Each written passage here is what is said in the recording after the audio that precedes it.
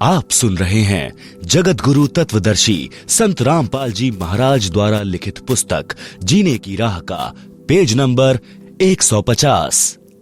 निरंजन चरित्र, काल का जाल। परमेश्वर कबीर जी ने बताया है कि धर्मदास, मैं तेरे को धर्म यानी धर्मराय काल का जाल समझाता हूं। काल निरंजन ने श्री कृष्ण में प्रवेश करके गीता का ज्ञान दिया, उसको कर्म योग उत्तम बताकर युद्ध करवाया, ज्ञान योग से उसको भ्रमित किया। अर्जुन तो पहले ही नेक भाषा बोल रहा था, जो ज्ञान था। कह रहा था कि युद्ध करके अपने ही कुल के भतीजे, भाई, साले, ससुर, चाचे ताऊ को मारने से अच्छा तो भीख मांगकर निर्वाह कर लेंगे। मुझे ऐसे राज्य की आवश्यकता नहीं जो पाप से प्राप्त हो। उसको डरा धमकाकर युद्ध करवाकर नरक का भागी बना दिया। ज्ञान योग का बहाना कर कर्म योग पर जोर देकर महापाप करा दिया। अनुराग सागर के पृष्ठ 155 का सारांश। धर्मदास जी ने प्रश्न किया कि हे प्रभु, आपने काल जाल समझाया, अब यह बताने की कृपा करें कि जीव को आपकी प्राप्ति के लिए क्या करना चाहिए। सतगुरु कबीर जी वचन। भक्त के 16 गुण यानी आभूषण। परमेश्वर कबीर जी ने कहा कि हे धर्मदास, भव सागर यानी काल लोक से निकलने के लिए भक्ति की शक्ति की आवश्यकता होती है। परमात्मा प्राप्ति के लिए जीव में 16 लक्षण अनिवार्य हैं। इनको आत्मा के 16 सिंगार यानी आभूषण भी कहा जाता है। ज्ञान, विवेक, सत्य, संतोष, प्रेम भाव, धीरज, निर्दोषा यानी धोखा रहित, दया, क्षमा, शील, निष्कर्मा, त्याग, बैराग, शांति निज धर्मा, भक्ति कर निज जीव उबारे, मित्र सम सब को चित धारे। भावार्थ, परमात्मा प्राप्ति के लिए भक्त में कुछ लक्षण विशेष होने चाहिए। ये 16 आभूषण अनिवार्य हैं। तत्व ज्ञान, विवेक, सत्य भाषण, परमात्मा के दिए में संतोष करें और उसको परमेश्वर की इच्छा जाने, प्रेम भाव से भक्ति करें तथा अन्य से भी मृदु भाषा में बात करें, धैर्य रखें, सद्गुरु ने जो ज्ञान दिया है उसकी सफलता के लिए हौसला रखें, फल की जल्दी न करें, किसी के साथ दगा यानी धोखा नहीं करें, दया भाव रखें। भक्त तथा संत का आभूषण क्षमा भी है, शत्रु को भी क्षमा कर देना चाहिए। शील स्वभाव होना चाहिए, भक्ति को निष्काम भाव से करें, सांसारिक लाभ प्राप्ति के उद्देश्य से नहीं करें। त्याग की भावना बहुत अनिवार्य है। वैराग्य होना चाहिए, संसार को असार तथा अपने जीवन को अस्थायी जानकर परमात्मा के प्रति विशेष लगाव होना मोक्ष में अति आवश्यक है। भक्त का विशेष गुण शांति होती है, यह भी अनिवार्य है। भक्ति करना यानी भक्ति करके अपने जीव का कल्याण कराएं। प्रत्येक व्यक्ति के साथ मित्र के समान व्यवहार करना चाहिए। ये उपरोक्त गुण होने के पश्चात सत्य लोक जाया जाएगा। इनके अतिरिक्त गुरु की सेवा, गुरु पद्धति में विश्वास रखें। परमात्मा की भक्ति और संत समागम करना अनिवार्य है। आप सुन रहे हैं जगत गुरु तत्वदर्शी संत रामपाल जी महाराज द्वारा लिखित पुस्तक जीने की राह का पेज नंबर 151।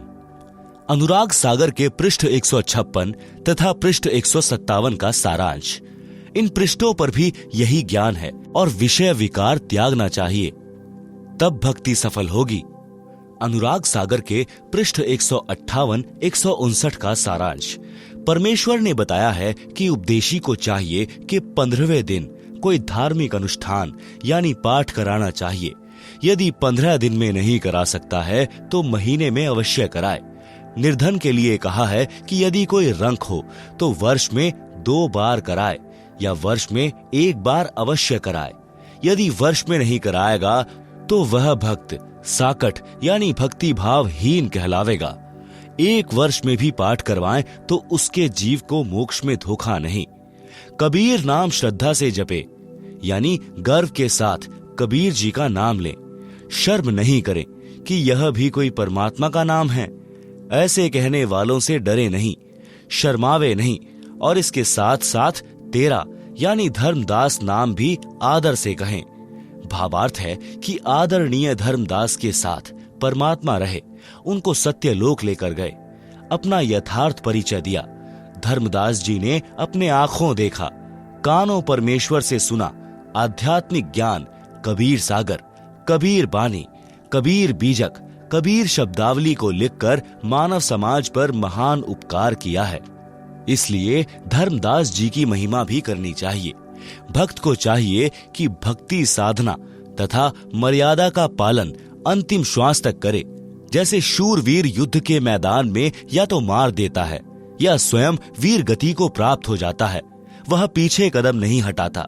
संत तथा भक्त का रण क्षेत्र भक्ति मंत्र जाप तथा मर्यादा है। जो शिष्य गुरु से विमुख हो जाता है, नाम खंडित कर देता है, तो स्वाभाविक ही वह गुरु में कुछ दोष निकालेगा, जिस कारण से नरक में अग्नि कुंड में गिरेगा। यदि गुरु विमुख होकर भक्ति छोड़ देता है तो उसको भी बहुत हानि होती है। उदाहरण, जैसे इन्वर्टर को चार्जिंग पर लगा रखा है, वह चार्ज हो रहा है।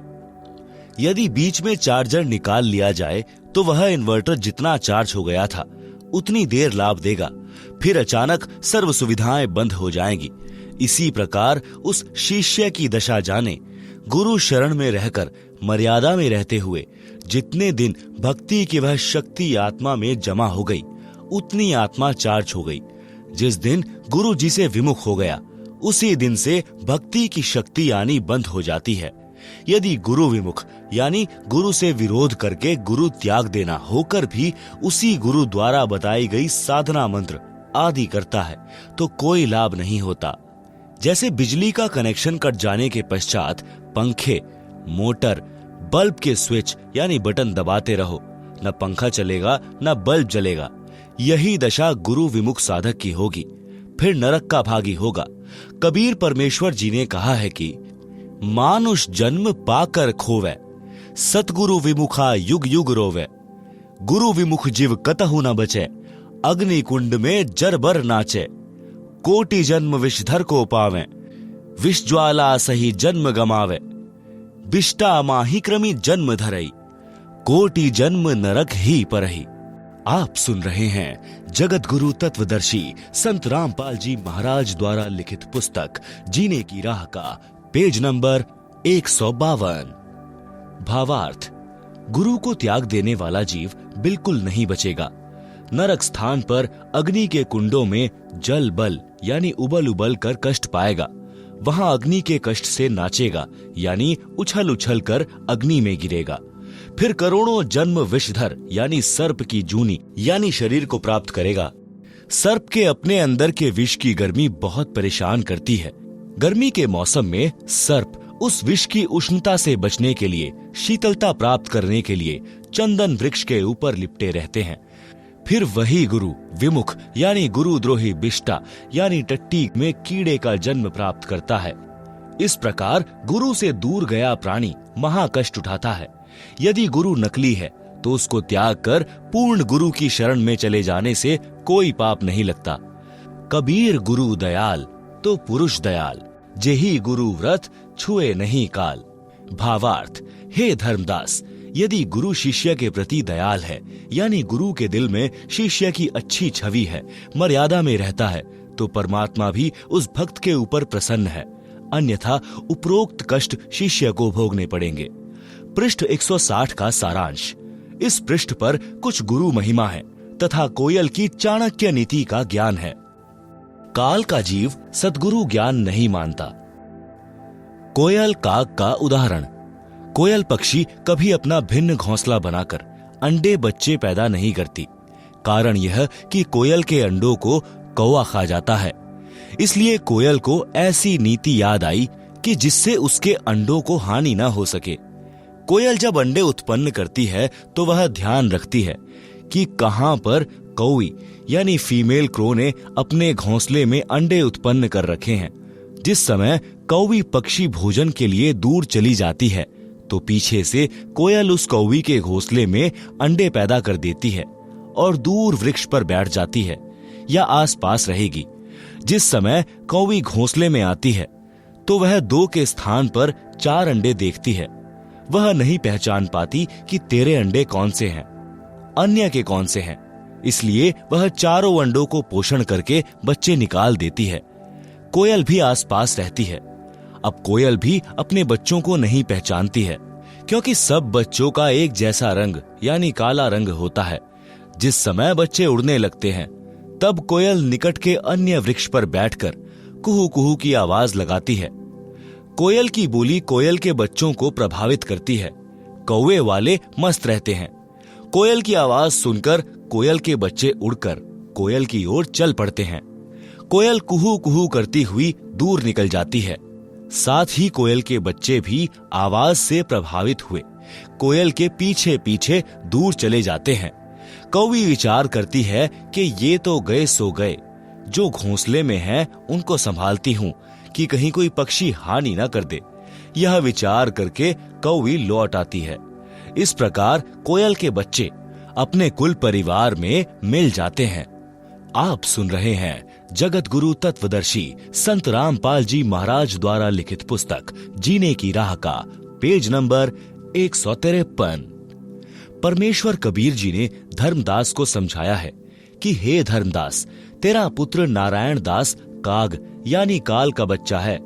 उसके ऊपर मेरे प्रवचनों का प्रभाव नहीं पड़ा। आप दयाल यानी करुणामय सत्पुरुष के अंश हो। आपके ऊपर मेरी प्रत्येक वाणी का प्रभाव हुआ और आप खींचे चले आए। काल के अंश नारायण दास पर कोई असर नहीं हुआ। यही कहानी प्रत्येक परिवार में घटित होती है। जो अंकुरी हंस यानी पूर्व जन्म के भक्ति संस्कारी, जो किसी जन्म में सद्गुरु कबीर जी के सत्य कबीर पंथ में दीक्षित हुए थे परंतु मुक्त नहीं हो सके, वे किसी परिवार में जन्मे हैं। सतगुरु की कबीर जी की वाणी सुनते ही तड़फ जाते हैं। आकर्षित होकर दीक्षा प्राप्त करके शिष्य बनकर अपना कल्याण कराते हैं। उसी परिवार में कुछ ऐसे भी होते हैं जो बिल्कुल नहीं मानते। अन्य जो दीक्षित सदस्य हैं उनका भी विरोध तथा मजाक करते हैं। वे काल के अंश हैं। वे भी नारायण दास की तरह काल के दूतों द्वारा प्रचलित साधना ही करते हैं। पृष्ठ 161 अनुराग सागर का सारांश। कबीर परमात्मा ने कहा कि हे धर्मदास, जिस प्रकार शूरवीर तथा कोयल के सुत यानी बच्चे चलने के पश्चात पीछे नहीं मुड़ते, इस प्रकार यदि कोई मेरी शरण में इस प्रकार धाय यानी दौड़कर सब बाधाओं को तोड़कर परिवार मोह छोड़कर मिलता है तो उसकी 101 पीढ़ियों को पार कर दूंगा।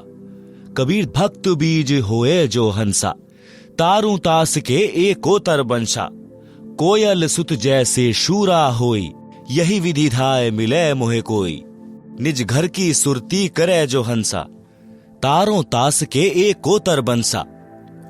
हंस यानी भक्त लक्षण काग जैसी गंदी वृत्ति को त्याग देता है तो वह हंस यानी भक्त बनता है। काग यानी कौवा निज स्वार्थ पूर्ति के लिए दूसरों को अहित करता है। किसी पशु के शरीर पर घाव हो जाता है तो कौवा उस घाव से नोच नोच कर मांस खाता है। पशुओं की आंखों से आंसू ढलकते रहते हैं। कौवे की बोली भी अप्रिय होती है। हंस यानी भक्त को चाहिए कि अपनी कौवे वाला स्वभाव त्यागे, निज स्वार्थवश किसी को कष्ट न देवे, कोयल की तरह मृदु भाषा बोले। ये लक्षण भक्त के होते हैं। आप सुन रहे हैं जगत गुरु तत्वदर्शी संत रामपाल जी महाराज द्वारा लिखित पुस्तक जीने की राह का पेज नंबर 154। ज्ञानी यानी सत्संगी के लक्षण। सद्गुरु का ज्ञान तथा दीक्षा प्राप्त करके यदि शिष्य जगत भाव में चलता है वह मूर्ख है। वह भक्ति लाभ से वंचित रह जाता है। वह भक्ति में आगे नहीं बढ़ पाते। वे सार शब्द प्राप्ति योग्य नहीं बन पाते। यदि अंधे व्यक्ति का पैर बिष्टे यानी टट्टी या गोबर पर रखा जाता है तो उसका कोई मजाक नहीं करता, कोई उसकी हंसी नहीं करता। यदि आंखों वाला यानी भक्त कुठौर यानी गलत स्थान पर जाता है, जैसे पर नारी गमन, चोरी करना, मर्यादा तोड़ना, वर्जित वस्तु तथा साधना का प्रयोग करना कुठौर कहा है, तो निंदा का पात्र होता है। अनुराग सागर के पृष्ठ 162 तथा 163 का सारांश। भक्त परमार्थी होना चाहिए। जैसे गाय स्वयं तो जंगल में खेतों में घास खाकर आती है, स्वयं जल पीती है, मानव को अमृत दूध पिलाती है, उसके दूध से घी बनता है। गाय सुत यानी गाय का बच्चा हल में जोता जाता है, इंसान का पोषण करता है। गाय का गोबर भी मनुष्य के काम आता है। मृत्यु उपरांत गाय के शरीर के चमड़े से जूती बनती है, जो मानव के पैरों को कांटों कंकरों से रक्षा करती है। मानव जन्म प्राप्त प्राणी परमार्थ ना करके भक्ति से वंचित रहकर पाप करने में अनमोल जीवन नष्ट कर जाता है। मांसाहारी नर राक्षस की तरह गाय को मारकर उसके मांस को खा जाता है, महापाप का भागी बनता है। इस संबंध की परमेश्वर कबीर जी की निम्न वाणी पढ़ें। परमार्थी गौ का दृष्टांत। गौ को जानू परमार्थ खानी, गौ चाल गुण परखहु ज्ञानी। आपन चरे तृण उधाना, अचवे जल दे शीर निदाना। तासु शीर घृत देव अघाई, गौसुत नर के पोषक आही। विष्ठा तासु काज नर आवे, नर अध कर्मी जन्म गमावे। टीका पुरे तब गौतन नासा, नर राक्षस गोतन लेत ग्रासा। चाम तासु तन अति सुखदाई, एतिक गुण इक गोतन भाई। परमार्थी संत लक्षण। गौ सम संत गहे यह बानी, तो नहीं काल करे जिवहानी। नरतन लहियस बुद्धि होई, सतगुरु मिले अमर है सोई। सुनी धर्मनी परमारथ बानी, परमारथ ते होए न हानि। पद परमारथ संत अधारा, गुरु सम लेई सो उतरे पारा। सत्य शब्द को परिचय पावे, परमारथ पद लोक सिधावे। सेवा करे विसारे आपा, आपा थाप अधिक संतापा। यह नर असचातुर बुद्धि माना, गुण शुभ कर्म कहे हम ठाना। ऊंचा कर्म अपने सिर लीना, अवगुण कर्म पर सिर दीन्हा। तात होए शुभ कर्म विनाशा, धर्मदास पद गहो विश्वासा। आशा एक नाम की राखे, निज शुभ कर्म प्रगट नहीं भाखे। गुरु पद रहे सदा लौलीना, जैसे जलहीन विसरत मीना। गुरु के शब्द सदा लौलावे, सत्य नाम निष्दिन गुण गावे। जैसे जलहीन विसरे मीना, ऐसे शब्द गहे परवीना। पुरुष नाम को अस पर भाऊं, हंसा बहुरी न जगमह आऊं। निश्चय जाए पुरुष के पासा, कूर्म कला पर खहूं धर्मदासा। आप सुन रहे हैं जगत गुरु तत्वदर्शी संत रामपाल जी महाराज द्वारा लिखित पुस्तक जीने की राह का पेज नंबर 155। भावार्थ। परमेश्वर कबीर जी ने धर्मदास जी के माध्यम से मानव मात्र को संदेश व निर्देश दिया है। कहा है कि मानव को गाय की तरह परमार्थी होना चाहिए। जिनको सद्गुरु मिल गया है वे तो अमर हो जाएंगे, घोर अघों यानी पापों से बच जाएंगे। सेवा करें तो अपनी महिमा की आशा न करें। यदि अपने आप को थाप यानी मान बढ़ाई के लिए अपने आप को महिमावान मान लेगा तो उसको अधिक कष्ट होगा। शुभ कर्म नष्ट हो जाएंगे। उपदेशी केवल एक नाम की आशा रखें। मान बढ़ाई की चाह हृदय से त्याग दें। अपने शुभ कर्म यानी दान या अन्य सेवा किसी के सामने न बताएं। गुरु जी के पद यानी चरण यानी गुरु की शरण में ऐसे रहें जैसे जल में मीन रहती है। मछली एक पल भी पानी के बिना नहीं रह सकती, तुरंत मर जाती है। ऐसे गुरु की शरण को महत्व देवें। गुरु जी द्वारा दिए शब्द यानी जाप मंत्र यानी सतगुरु शब्द जो सत्य नाम है यानी वास्तविक भक्ति मंत्र में सदा लीन रहें। जो पुरुष यानी परमात्मा का भक्ति मंत्र है उसका ऐसा प्रभाव है, उसमें इतनी शक्ति है कि साधक पुनः संसार में जन्म मरण के चक्र में नहीं आता। वह वहां चला जाता है जो सनातन परम धाम, जहां परम शांति है, जहां जाने के पश्चात साधक कभी लौटकर संसार में नहीं आता। यही प्रमाण श्रीमद् भगवद गीता अध्याय 18 श्लोक 62 में है। गीता ज्ञान दाता ने कहा है कि हे अर्जुन, तू सर्व भाव से उस परमेश्वर की शरण में जा। उस परमेश्वर की कृपा से ही तू परम शांति को तथा सनातन परम धाम यानी शाश्वतम स्थानम को प्राप्त होगा। अध्याय 18 श्लोक 62। गीता अध्याय 15 श्लोक 4 में गीता ज्ञान दाता ने कहा है कि तत्व ज्ञान प्राप्ति के पश्चात परमेश्वर के उस परम पद की खोज करनी चाहिए जहां जाने के पश्चात साधक लौटकर कभी संसार में नहीं आता। जिस परमेश्वर ने संसार रूपी वृक्ष की रचना की है उसी की भक्ति करो। अध्याय 15 श्लोक 4। गीता ज्ञान दाता ने अपनी नाशवान अर्थात जन्म मरण की स्थिति गीता अध्याय 2 श्लोक 12, अध्याय 4 श्लोक 5-9 में तथा अध्याय 10 श्लोक 2 में स्पष्ट है कि हे अर्जुन, तेरे और मेरे बहुत जन्म हो चुके हैं, तू नहीं जानता, मैं जानता हूँ। पाठक जनों, गीता से स्पष्ट हुआ कि गीता ज्ञान दाता यानी काल ब्रह्म है जो श्री कृष्ण जी के शरीर में प्रवेश करके बोल रहा था, नाशवान है, जन्म मरण के चक्र में है, तो उसके उपासक की भी यही स्थिति होती है। इसलिए गीता अध्याय 18 श्लोक 62 तथा अध्याय 15 श्लोक 4 में वर्णित लाभ प्राप्त नहीं हो सकता। दूसरी बात यह सिद्ध होती है कि गीता ज्ञान दाता से कोई अन्य समर्थ तथा सर्व लाभदायक परमेश्वर है जिसकी शरण में जाने के लिए गीता ज्ञान दाता यानी काल ब्रह्म ने कहा है। वह परमेश्वर कबीर बंदी छोड़ जी है। उन्होंने अपनी महिमा स्वयं ही कही है जो आप जी कबीर सागर में पढ़ रहे हैं। परमेश्वर ने अनुराग सागर पृष्ठ 13 पर कहा कि सत्य पुरुष द्वारा रची सृष्टि के विषय में बताई कथा का साक्षी किसको बनाऊं, क्योंकि सबकी उत्पत्ति बाद में हुई है, पहले अकेले सत्पुरुष थे।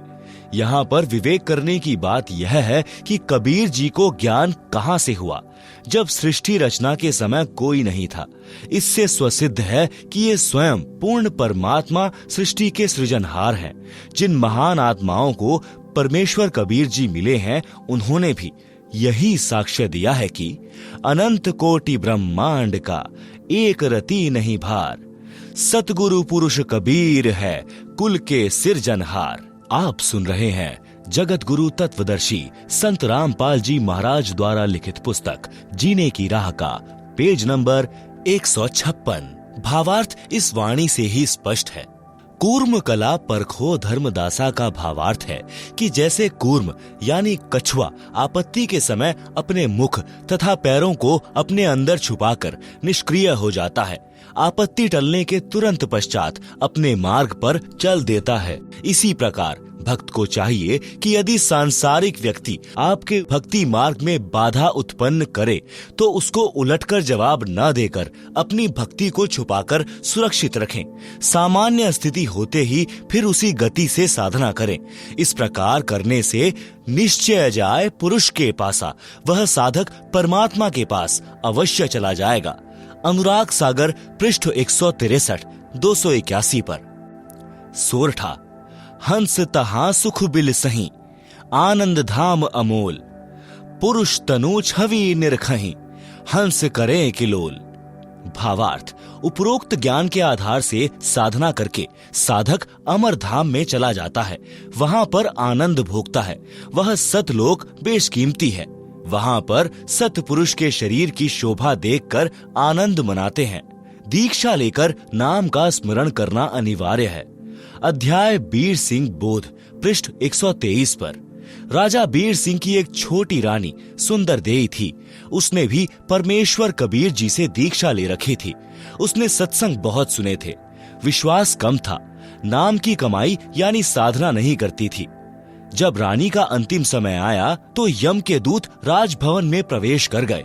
फिर यम दूत रानी के शरीर में प्रवेश कर गए और अंतिम श्वास का इंतजार करने लगे। उसी समय रानी सुंदर देई के शरीर में बेचैनी हो गई। यमदूत दिखाई देने लगे। राजा ने रानी से पूछा कि क्या बात है। रानी ने कहा कि मुझे राजपाट, महल, आभूषण कुछ भी अच्छा नहीं लग रहा है। रानी ने कहा कि साधु भक्तों को बुलाकर परमात्मा की चर्चा कराओ। साधु तथा भक्त आकर परमात्मा की चर्चा तथा भक्ति करने लगे। उससे कोई लाभ नहीं हुआ। रानी के शरीर में कष्ट और बढ़ गया। अर्ध अर्ध यानी आधा श्वास चलने लगा। श्वास खींच खींच कर आने जाने लगा। हृदय कमल को त्याग कर जीव भयभीत होकर त्रिकुटी की ओर भागा। यमदूतों ने चारों ओर से घेर लिया। चारों यमदूतों ने जीव को घेर कर कहा, कि आप चलो, हरि यानी प्रभु ने तुम्हें बुलाया है।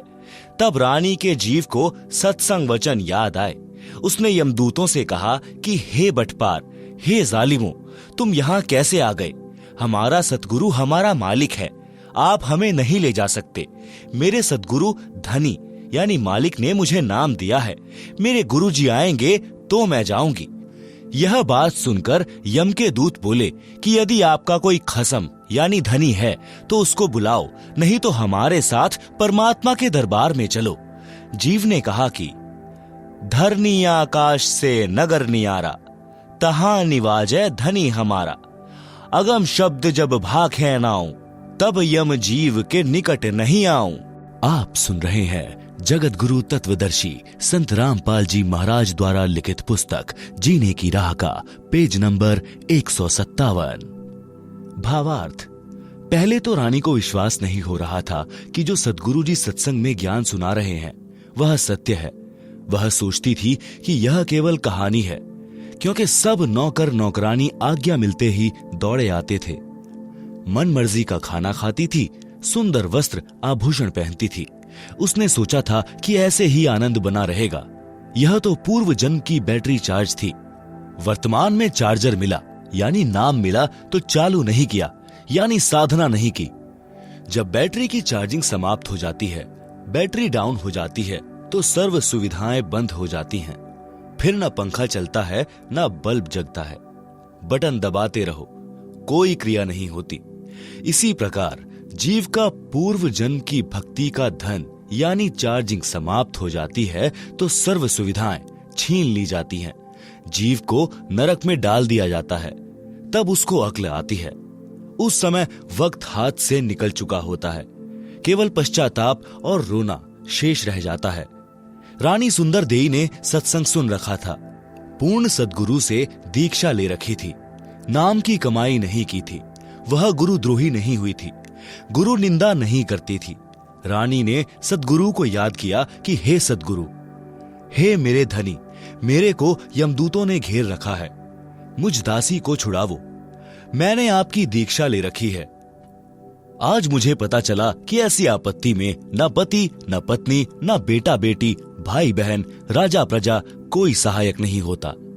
रानी के जीव ने हृदय से सद्गुरु को पुकारा। तुरंत सद्गुरु कबीर जी वहां उपस्थित हुए। रानी ने दौड़कर सद्गुरु देव जी के चरण लिए। उसी समय यमदूत भागकर हरि यानी धर्मराज के पास गए और बताया कि उसका सद्गुरु आया तो वहां पर प्रकाश हो गया। जीव ने सत सुकृत नाम जपा था। उसको इतना ही याद था। इस कारण से उसको यमदूतों से छुड़वाया तथा पुनः जीवन बढ़ाया। तब रानी ने दिल से भक्ति की। फिर सद्गुरु कबीर जी ने पुनः सतनाम सार नाम दिया। उसकी कमाई की। संसार असार दिखाई देने लगा। राज, धन, परिवार पराया दिखाई दे रहा था। जाने का समय निकट लग रहा था।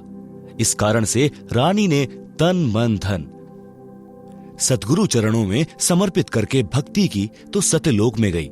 वहां परमेश्वर यानी सत्य पुरुष ने रानी के जीव के सामने अपने ही दूसरे रूप सद्गुरु से प्रश्न किया कि हे कड़िहार यानी तारनहार, मेरे जीव को यमदूतों ने कैसे रोक लिया? सद्गुरु रूप में कबीर जी ने कहा कि हे परमेश्वर, इसने दीक्षा लेकर भक्ति नहीं की, इस कारण से इसको यमदूतों ने घेर लिया था। मैंने छुड़वाया। परमेश्वर कबीर जी ने जीव से कहा कि आपने भक्ति क्यों नहीं की? सत्यलोक में कैसे आ गई? आप सुन रहे हैं जगत गुरु तत्वदर्शी संत रामपाल जी महाराज द्वारा लिखित पुस्तक जीने की राह का पेज नंबर 158। प्रमाण कबीर सागर अध्याय मोहम्मद बोध पृष्ठ 20, 21 तथा 22 पर दशमुकामी रेखता। आपका ज्ञान सत्य लगा। आपको पुकारा, आपने मेरी रक्षा की, फिर मेरे को वापस जीवन दिया गया। तब मैंने दिलो जान से आपकी भक्ति की। पूर्ण दीक्षा प्राप्त करके आपकी ही कृपा से, गुरु जी के सहयोग से मैं यहाँ आपके चरणों में पहुंच पाई हूँ। सत्यलोक में जाकर भक्त अन्य भक्तों के पास भेज दिया जाता है। सुंदर अमर शरीर मिलता है। बहुत बड़ा आवास महल मिलता है। विमान आंगन में खड़ा है। सिद्धियां आदेश का इंतजार करती हैं। तुरंत विद्युत की तरह सक्रिय होती हैं। जैसे बिजली का बटन यानी स्विच दबाते ही बिजली से चलने वाला यंत्र तुरंत कार्य करने लगता है, ऐसे वहां पर वचन का बटन यानी स्विच है। जो वस्तु चाहिए बोलिए, वस्तु पदार्थ आपके पास उपस्थित होगा। जैसे भोजन खाने की इच्छा होते ही आपके भोजन स्थल पर गतिविधि प्रारंभ हो जाएगी। थाली गिलास रखे जाएंगे। कुछ देर में खाने की इच्छा बनी तो सिद्धि से उठकर रसोई में रखे जाएंगे। मिनट पश्चात इच्छा हुई तो भी उसी समय व्यवस्था हो जाएगी। घूमने की इच्छा हुई तो विमान में गतिविधि महसूस होगी। विमान के निकट जाते ही द्वार खुल जाएगा, विमान स्टार्ट हो जाएगा। जहां जिस द्वीप में जाने की इच्छा होगी, विचार करने पर विमान उसी ओर उड़ चलेगा।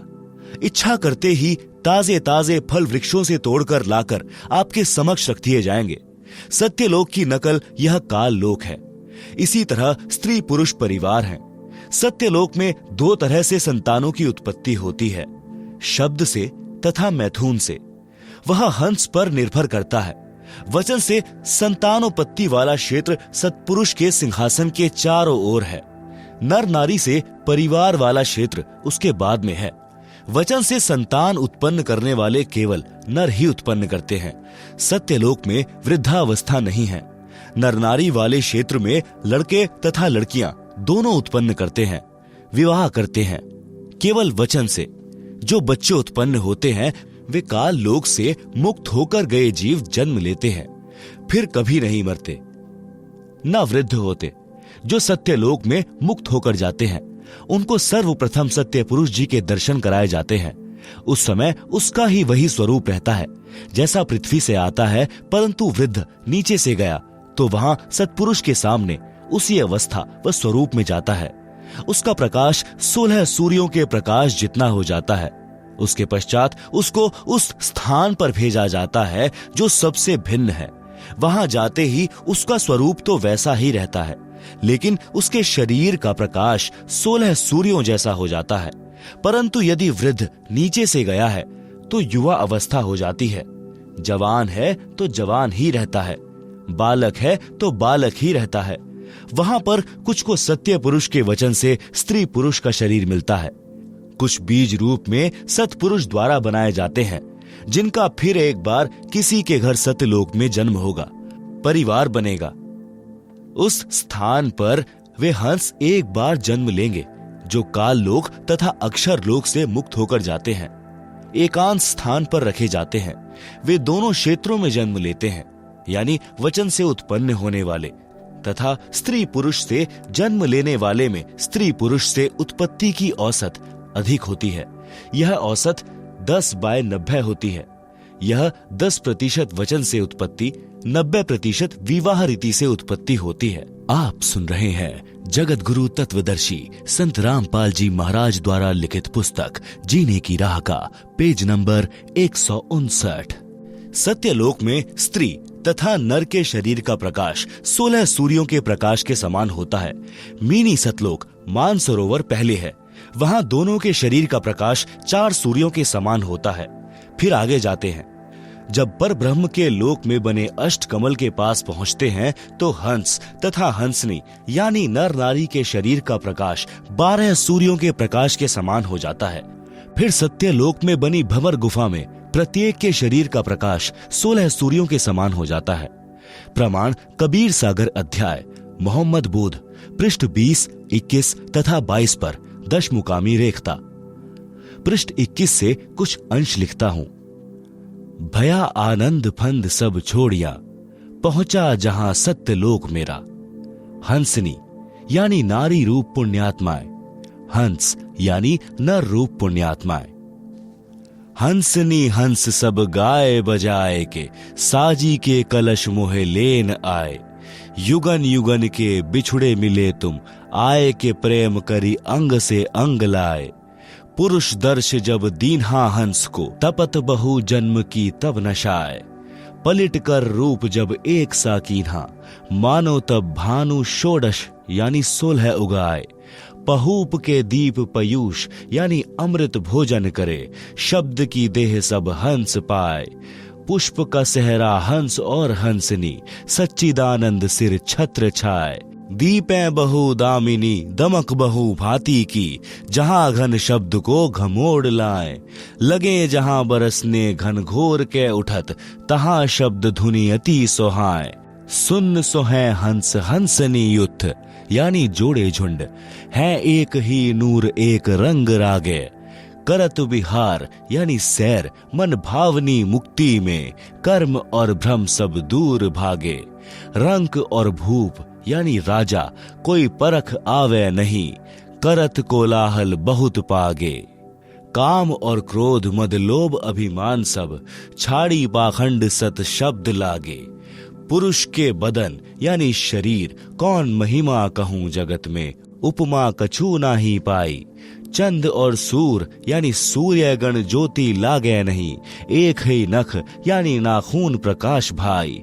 परवाना जिन नाद वंश का पाइया, पहुंचिया पुरुष के लोक जाई। कह कबीर यही भांति सो पाई हो, सत्य पुरुष की राह सो प्रगट गाई। आप सुन रहे हैं जगत गुरु तत्वदर्शी संत रामपाल जी महाराज द्वारा लिखित पुस्तक जीने की राह का पेज नंबर 160। भावार्थ।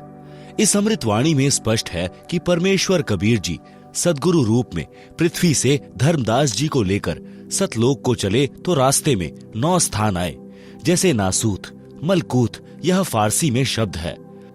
इन 7 आसमानों के पार अचिंत विष्णु लोक आदि के पार जब सतलोक में पहुंचा तो धर्मदास जी कह रहे हैं कि मेरे को सत्कार के साथ लेने को सत्यलोक के हंस यानी नर, हंसनी यानी नारी, गाते नाचते ढोल आदि साज बाज बजाते हुए स्त्रियां सिर के ऊपर कलश रखकर लेने आए। उनके शरीर का प्रकाश 16 सूर्यों के समान था। मेरे शरीर का प्रकाश भी उनके शरीर के प्रकाश के समान 16 सूर्यों के समान हो गया। जो पृथ्वी लोक से मोक्ष प्राप्त करके हंस जाता है, वह पुहब द्वीप में ले जाया जाता है। वहां सर्व सुख है, वह सत्यलोक का हिस्सा है। परंतु सर्वप्रथम नीचे से गए मोक्ष प्राप्ति जीव को पोहब द्वीप में रखा जाता है। यहाँ का दृश्य बताया जा रहा है। यहाँ से इसका जन्म अन्य स्थानों में परिवार में होता है। इसके पश्चात उस स्थान का वर्णन है जहाँ नर नारी से उत्पत्ति होकर परिवार बनता है, जहाँ पर नर नारी के जोड़ों के समूह सुख से बैठे बातें करते हैं, बादल गरजते हैं, फव्वार पड़ती है। यह भिन्न स्थान है जहां सतलोक निवासी पिकनिक के लिए जाते हैं। कुछ स्थान ऐसे हैं जहां न बादल दिखाई देता है, वर्षा हो रही होती है। दीक्षा के पश्चात साधक को क्या करना चाहिए, उसकी जानकारी पवित्र कबीर सागर के अध्याय धर्म बोध में भी है। कृपा पढ़े अध्याय धर्म बोध का सारांश। कबीर सागर में 33वां अध्याय धर्म बोध पृष्ठ 177 1521 पर है। इस अध्याय में परमेश्वर कबीर जी ने धर्म करने का विशेष ज्ञान बताया है। यह भी स्पष्ट किया है कि कबीर परमेश्वर के सच्चे पंथ में दिन में 3 बार संध्या की जाती है। संध्या का अर्थ है 2 वक्त का मिलन। एक संध्या सुबह उससे दिन और रात्रि का मिलन होता है। रात्रि विदा होती है, दिन का शुभारंभ होता है। दूसरी संध्या दिन के 12 बजे होती है। उस समय चढ़ते दिन का दोपहर पूरा होता है, ढलते दिन की शुरुआत होती है। यह मध्य दिन की संध्या है। तीसरी संध्या शाम के समय होती है। उस समय दिन और रात्रि का मिलन होता है। वैसे आम जन शाम को संध्या करते हैं। संध्या का अर्थ परमात्मा की स्तुति करना भी होता है। वेदों में प्रमाण है कि जो जगत का तारणहार होगा वह 3 बार की संध्या करता तथा करवाता है। सुबह और शाम पूर्ण परमात्मा की स्तुति, आरती तथा मध्य दिन में विश्व के सब देवताओं की स्तुति करने को कहता है। प्रमाण ऋग्वेद मंडल नंबर 8 सूक्त 1 मंत्र 29 में तथा यजुर्वेद अध्याय 19 मंत्र 26 में है। कबीर सागर में धर्म बोध अध्याय में पृष्ठ 177 पर भी यही प्रमाण है। सांझ सकार मध्या संध्या तीनों काल, धर्म कर्म तत्पर सदा, की जय सुरति संभाल। आप सुन रहे हैं जगत गुरु तत्वदर्शी संत रामपाल जी महाराज द्वारा लिखित पुस्तक जीने की राह का पेज नंबर 161। भावार्थ, भक्तजनों को चाहिए कि तीनों काल यानी समय की संध्या करें। सांझ यानी शाम को सकार यानी सुबह तथा मध्याह्न यानी दोपहर यानी दिन के मध्य में संध्या करते समय सुरति यानी ध्यान आरती में बोली गई वाणी में रहें और धर्म के कार्य में सदा तैयार रहें, आलस नहीं करें। धर्म बोध पृष्ठ 178 1522 पर। कबीर कोटिन कंटक घेरी, ज्यों नित्य क्रिया निज कीन्ह, सुमिरन भजन एकांत में, मन चंचल गहलीन। भावार्थ, भक्त के ऊपर चाहे करोड़ों कष्ट पड़े, परंतु अपनी नित्य की क्रिया यानी तीनों समय की संध्या अवश्य करनी चाहिए तथा चंचल मन को रोककर एकांत में परमात्मा की दीक्षा वाले नाम का जाप करें। कबीर भक्तों अरु गुरु की सेवा कर श्रद्धा प्रेम सहित, परम प्रभु यानी सत्य पुरुष ध्या वही, करी अतिशय मन प्रीत। भावार्थ, अपने गुरुदेव तथा सत्संग में या घर पर आए भक्तों की सदा आदर के साथ सेवा करें। श्रद्धा तथा प्रेम से सेवा करनी चाहिए। परम प्रभु यानी परम अक्षर पुरुष की भक्ति अत्यधिक प्रेम से करें। भक्त जति तथा सती होनी चाहिए। जति के लक्षण, पुरुष यति सो जानिए, निज त्रिया तक विचार, माता बहन पुत्री सकल और जग की नार। भावार्थ, यति पुरुष उसको कहते हैं जो अपनी स्त्री के अतिरिक्त अन्य स्त्री में पति पत्नी वाला भाव न रखे, पर स्त्री को आयु अनुसार माता, बहन या बेटी के भाव से जाने। सती स्त्री के लक्षण, स्त्री सो जो पतिव्रत धर्म धरे, निज पति सेवत जोए, अन्य पुरुष सब जगत में पिता भ्रात सुत होए, अपने पति की आज्ञा में रहे, निज तन मन से लाग, पिया विपरीत ना कछु करे, तात्रिया को बड़ भाग। भावार्थ, सती स्त्री उसको कहते हैं जो अपने पति से लगाव रखे, अपने पति के अतिरिक्त संसार के अन्य पुरुषों को आयु अनुसार पिता, भाई तथा पुत्र के भाव से देखे यानी बरते, अपने पति की आज्ञा में रहे, मन तन से सेवा करे, कोई कार्य पति के विपरीत ना करे। आप सुन रहे हैं जगत गुरु तत्वदर्शी संत रामपाल जी महाराज द्वारा लिखित पुस्तक जीने की राह का पेज नंबर 162। दान करना कितना अनिवार्य है। कबीर साहब कहते हैं, मनोकामना बिहाय के हर्ष सहित करे दान, ताका तन मन निर्मल होए पाप की हान। यज्ञ दान बिन गुरु के निष्दिन माला फेर, निष्फल वह करनी सकल सतगुरु भाख्या टेर। प्रथम गुरु से पूछिए कीजय काज बहोर, सो सुखदायक होत है मिटे जीव का खोर। भावार्थ, कबीर परमेश्वर जी ने बताया है कि बिना किसी मनोकामना के जो दान किया जाता है वह दान दोनों फल देता है। वर्तमान जीवन में कार्य की सिद्धि भी होगी तथा भविष्य के लिए पुण्य जमा होगा, और जो मनोकामना पूर्ति के लिए किया जाता है वह कार्य सिद्धि के पश्चात समाप्त हो जाता है। बिना मनोकामना पूर्ति के लिए किया गया दान आत्मा को निर्मल करता है, पाप नाश करता है। पहले गुरु धारण करो, फिर गुरुदेव जी के निर्देश अनुसार दान करना चाहिए।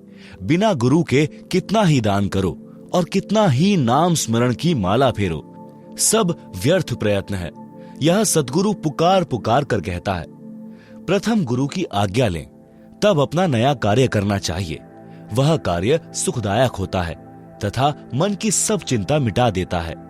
कबीर साहब कहते हैं, अभ्यागत आगम निरखी, आदर मान समेत, भोजन छाजन बित यथा, सदा काल जो देत। भावार्थ, आपके घर पर कोई अतिथि आ जाए तो आदर के साथ भोजन तथा बिछावना अपनी वित्तीय स्थिति के अनुसार सदा देना चाहिए। सोई मलेच्छ समझानिए, गृही जो दान विहीन, यही कारण नित दान करें जो नर चतुर प्रवीण। भावार्थ, जो गृहस्थी व्यक्ति दान नहीं करता वह तो म्लेच्छ यानी दुष्ट व्यक्ति के समान है। इसलिए हे बुद्धिमान, नित यानी सदा दान करो। पात्र कुपात्र विचार के तब दीजै ताहि दान, देता लेता सुख लह अंत होए नहीं हान। भावार्थ, दान कुपात्र को नहीं देना चाहिए, सुपात्र को दान हर्ष पूर्वक देना चाहिए। सुपात्र गुरुदेव बताया है। फिर कोई भूखा है, उसको भोजन देना चाहिए। रोगी का उपचार अपने वित्त सामने धन देकर करना। बाढ़ पीड़ितों, भूकंप पीड़ितों को समूह बनाकर भोजन, कपड़े अपने हाथों देना सुपात्र को दिया दान कहा है। इसमें कोई हानि नहीं होती। धर्म बोध पृष्ठ 179 का सारांश। कबीर साहब कहते हैं, फल कारण सेवा करें निष्दिन याचै राम। कह कबीर सेवा नहीं जो चाहे चौगुने दाम। भावार्थ, जो किसी कार्य की सिद्धि के लिए सेवा यानी पूजा करता है, दिन रात परमात्मा से मांगता रहता है। परमेश्वर कबीर जी ने कहा है कि वह सेवा सेवा नहीं जो 4 गुना धन सेवा के बदले इच्छा करता है। आप सुन रहे हैं जगत गुरु तत्वदर्शी संत रामपाल जी महाराज द्वारा लिखित पुस्तक जीने की राह का पेज नंबर 163। कबीर साहब कहते हैं, सज्जन सगे कुटुंब हितु जो कोई द्वारे आओ। कबहु निरादर न कीजिए राखे सबका भाव।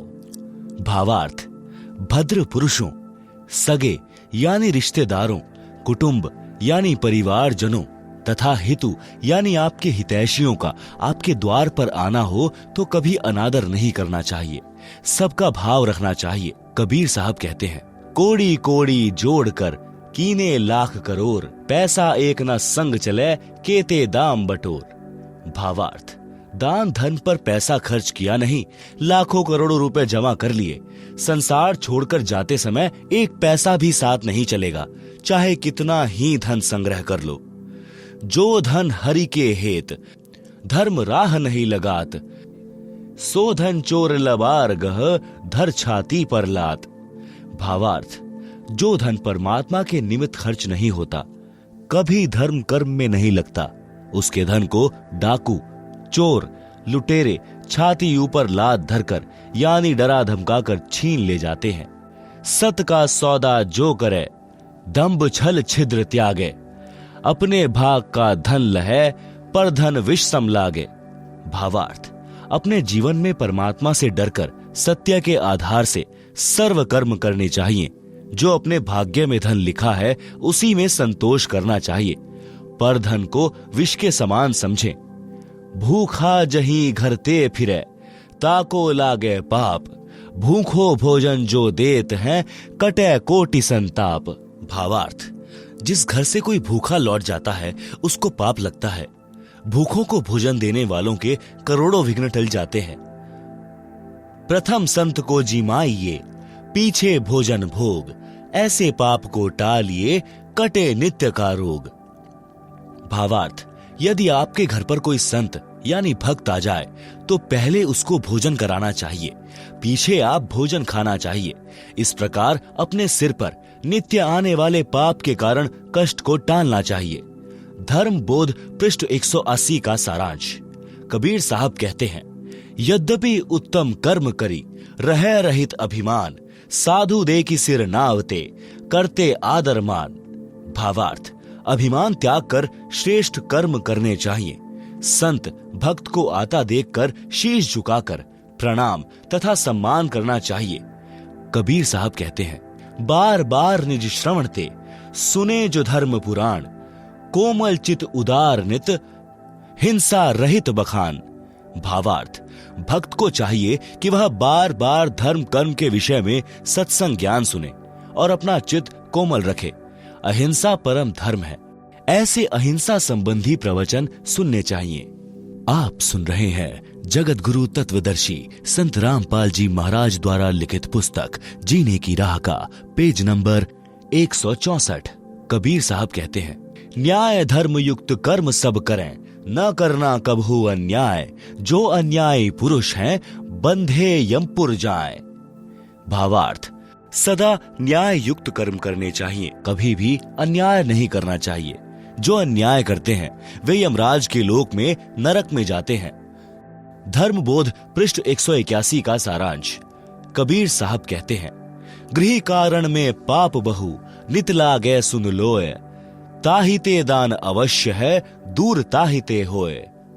चक्की चौके चूल्ह में, झाड़ू अरु जलपान, गृही आश्रमी को नित्य यह, पाप पांचे विधि जान। भावार्थ, गृहस्थी को चक्की से आटा पीसने में, खाना बनाने में, चूल्हे में अग्नि जलाई जाती है। चौका अर्थात स्थान लीपने में तथा झाड़ू लगाने तथा खाने तथा पीने में 5 प्रकार से पाप लगते हैं। हे संसारी लोगों, सुनो, इन कारणों से आपको नित्य पाप लगते हैं, इसलिए दान करना आवश्यक है। ये पाप दान करने से ही नाश होंगे। कबीर साहब कहते हैं, कछु कटे सत्संगते, कछु नाम के जाप, कुछ संत के दर्शते, कछु दान प्रताप। भावार्थ, भक्त के पाप कई धार्मिक क्रियाओं से समाप्त होते हैं। कुछ सत्संग वचन सुनने से, ज्ञान यज्ञ के कारण, कुछ नाम के जाप से, कुछ संत के दर्शन करने से तथा कुछ दान के प्रभाव से समाप्त होते हैं। जैसे वस्त्र पहनते हैं, मिट्टी धूल लगने से मैले होते हैं, उनको पानी साबुन से धोया जाता है। इसी प्रकार नित्य कार्य में पाप लगना स्वाभाविक है। इसी प्रकार वस्त्र की तरह सत्संग वचन, नाम स्मरण, दान व संत दर्शन रूपी साबुन पानी से नित्य धोने से आत्मा निर्मल रहती है, भक्ति में मन लगा रहता है। कबीर साहब कहते हैं, जो धन पाए न धर्म करत, ना ही सद व्यवहार, सो प्रभु के चोर हैं, फिरते मारो मार। भावार्थ, जो धन परमात्मा ने मानव को दिया है, उसमें से जो दान नहीं करते और ना अच्छा आचरण करते हैं, वे परमात्मा के चोर हैं, जो माया जोड़ने की धुन में मारे मारे फिरते हैं। संत गरीब दास जी ने भी कहा है कि जिन हर की चोरी करी और गए राम गुण भूल, ते विधना बागुल किए रहे ऊर्ध मुख झूल। यही प्रमाण गीता अध्याय 3 श्लोक 10 से 13 में कहा है कि जो धर्म कर्म नहीं करते, जो परमात्मा द्वारा दिए धन से दान आदि धर्म कार्य नहीं करते, वे तो चोर हैं। वे तो अपना शरीर पोषण के लिए ही अन्न पकाते हैं, धर्म में नहीं लगाते, वे तो पाप ही खाते हैं। आप सुन रहे हैं जगत गुरु तत्वदर्शी संत रामपाल जी महाराज द्वारा लिखित पुस्तक जीने की राह का पेज नंबर 165। बच्चों को शिक्षा अवश्य दिलानी चाहिए। कबीर साहब कहते हैं, मात पिता सो शत्रु हैं, बाल पढ़ावे नाही, हंसन में बगुला यथा, तथा अनपढ़ सो पंडित माही। भावार्थ, जो माता पिता अपने बच्चों को पढ़ाते नहीं, वे अपने बच्चों के शत्रु हैं। अशिक्षित व्यक्ति शिक्षित व्यक्तियों में ऐसा होता है जैसे हंस पक्षियों में बगुला। यहाँ पढ़ाने का तात्पर्य धार्मिक ज्ञान कराने से है, सत्संग आदि सुनने से है। यदि किसी व्यक्ति को आध्यात्मिक ज्ञान नहीं है तो वह शुभ अशुभ कर्मों को नहीं जान पाता, जिस कारण से वह पाप करता रहता है। जो सत्संग सुनते हैं उनको संपूर्ण कर्मों का तथा अध्यात्म का ज्ञान हो जाता है। वह कभी पाप नहीं करता। वह हंस पक्षी जैसा है जो सरोवर से केवल मोती खाता है, जीव जंतु मछली आदि आदि नहीं खाता। इसके विपरीत अध्यात्म ज्ञानहीन व्यक्ति बुगले पक्षी जैसे स्वभाव का होता है। बुगला पक्षी मछली, कीड़े मकोड़े आदि आदि जल के जंतु खाता है। शरीर से दोनों हंस पक्षी तथा बगुला पक्षी एक जैसे आकार तथा सफेद रंग के होते हैं। उनको देखकर नहीं पहचाना जा सकता, उनके कर्मों से पता चलता है। इसी प्रकार तत्व ज्ञान युक्त व्यक्ति शुभ कर्मों से तथा तत्व ज्ञानहीन व्यक्ति अशुभ कर्मों से पहचाना जाता है। कबीर साहब कहते हैं, पहले अपने धर्म को भली भांति सिखलाए, अन्य धर्म की सीख सुनी भटकी बाल बुद्धि जाए। भावार्थ, बच्चों को या परिवार के अन्य सदस्यों को पहले अपने धर्म का ज्ञान पूर्ण रूप से कराना चाहिए। जिनको अपने धर्म यानी धार्मिक क्रियाओं का ज्ञान नहीं, वह बालक जैसी बुद्धि का होता है। वे अन्य धर्म पंथ की शिक्षा सुनकर भटक जाते हैं। जिनको अपने धर्म यानी पंथ का संपूर्ण ज्ञान है, वह भ्रमित नहीं होता। धर्म बोध पृष्ठ 182 का सारांश। कबीर साहब कहते हैं, जो कछु धन का लाभ हो शुद्ध कमाई कीन, ता धन के 10वें अंश को अपने गुरु को दीन। 10वां अंश गुरु को दीजिए, अपना जन्म सफल कर लीजिए। भावार्थ, शुद्ध नेक कमाई से जो लाभ होता है उसका 10वां भाग अपने गुरुदेव को दान करना चाहिए। कबीर साहब कहते हैं, जे गुरु निकट निवास करे तो सेवा कर नित्य, जो कछु दूर बसे पल पल ध्यान से हित। भावार्थ, यदि गुरु जी का स्थान आपके निवास के निकट हो तो प्रतिदिन सेवा के लिए जाइए। यदि दूर है तो उनकी याद पल पल करनी चाहिए। इससे साधक का हित होता है, यानी लाभ प्राप्त होता है।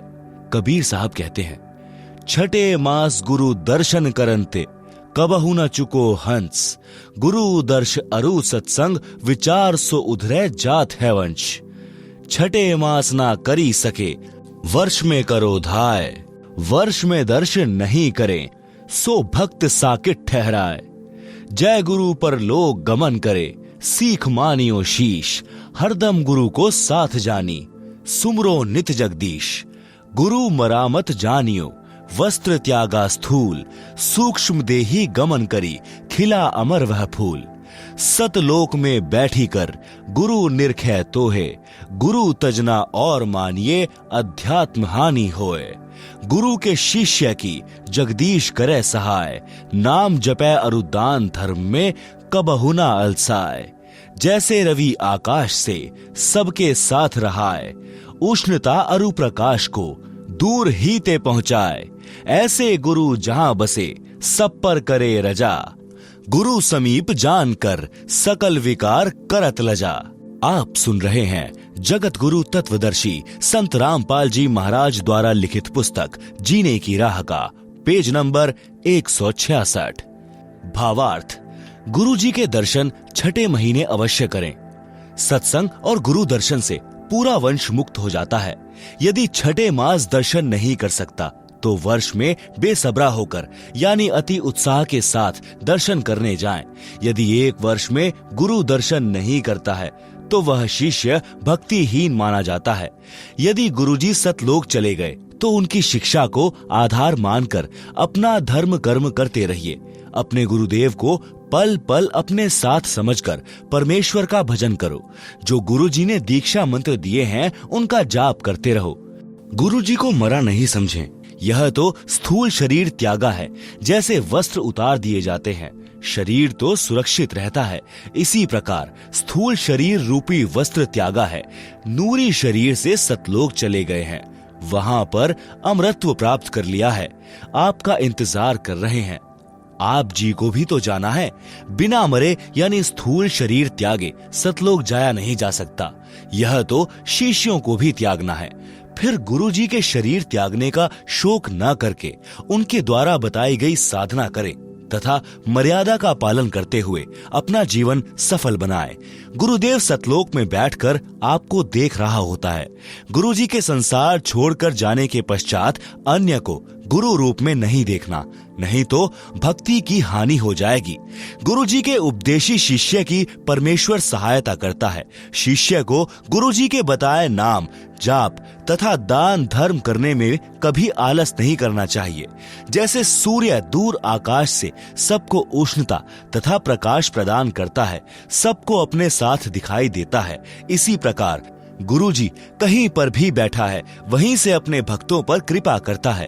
गुरुजी को समीप तथा दृष्टा जानकर सब विषय विकारों को करने में शर्म करके परहेज करें, करके परहेज करें, करके परहेज करें, करके परहेज करें, करके परहेज करें, करके परहेज करें, करके परहेज करें, करके परहेज करें, करके परहेज करें, करके परहेज करें, करके परहेज करें, करके परहेज करें,